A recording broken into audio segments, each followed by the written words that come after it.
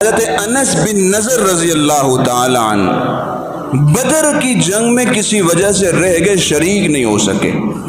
یہ واقعہ اس پر ہے کہ نبی علیہ الصلوۃ والسلام کے دین کو، دین اسلام کو اشاعت کے اندر اگر تکالیف آئے نا، انہیں برداشت کیا جائے۔ صحابہ کرام نے تکالیف کو برداشت کر کے دکھایا۔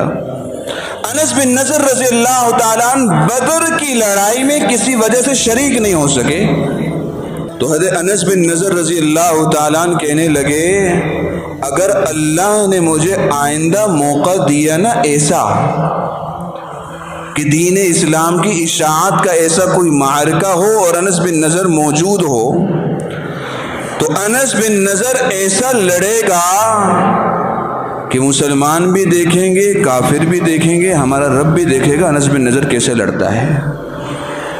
اللہ کا کرنا ہوا، احد کا میدان سجا۔